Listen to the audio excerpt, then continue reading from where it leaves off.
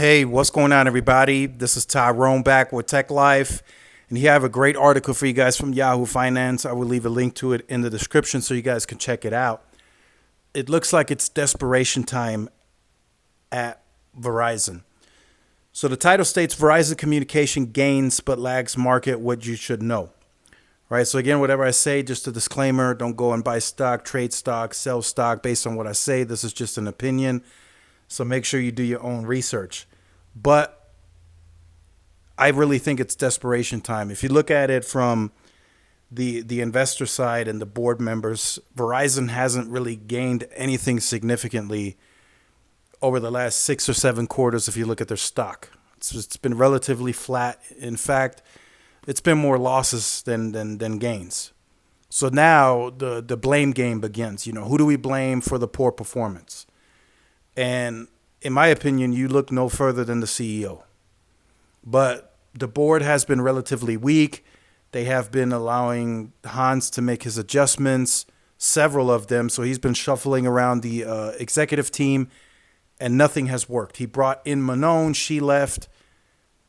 Nothing is working. And for what I'm hearing early on, the My Plan, it's not really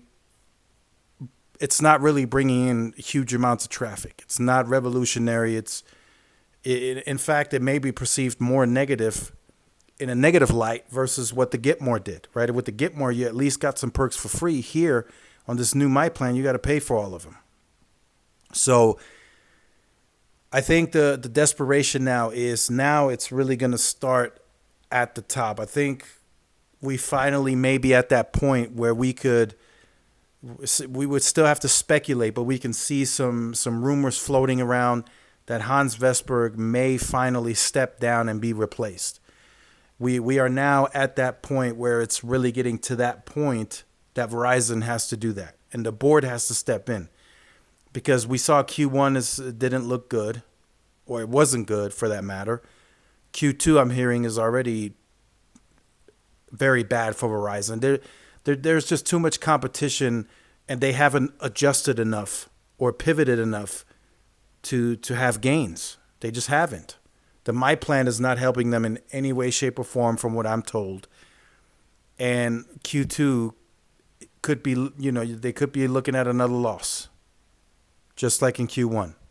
So you cannot let that continue happening. You can't. If you're the board, you have to step in. You just have to do it. Investors aren't happy.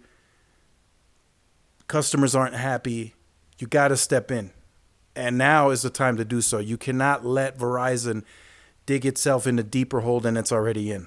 You got to make changes at the top and then let the top decide what to do next.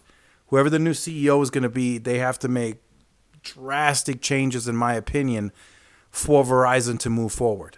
And one of those changes is they got to be more competitive. They have to be. They can no longer take on that persona. We have this premium, immaculate network that you're going to pay for. That's not going to work.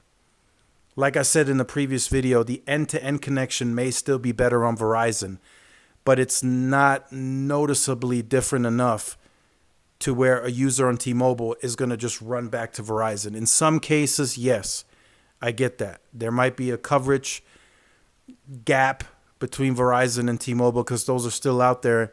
But I think in most cases, T-Mobile has made the right amount of moves to mitigate a lot of people churning, right? There's a 90-day test drive. There's all these other things that you can do before joining T-Mobile. You could test the home internet out. I mean, lots of different things that you can do. And T-Mobile still has that baked in value. They still have great plans, in my opinion. And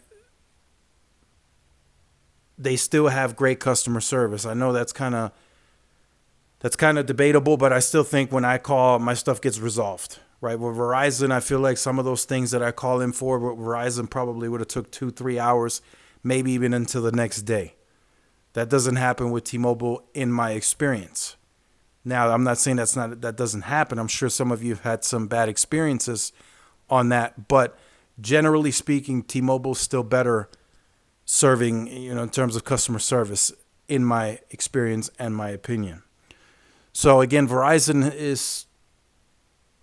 have a tough task ahead of them. Whoever's going to be that replacement for the CFO, the CEO position, whatever the case may be, it's going to be tough. It's going to be very tough. The brand is bruised. They got to get that back into the right light. They got to change their perception because they are still perceived to be the most expensive. They got to figure it out. They have to do it.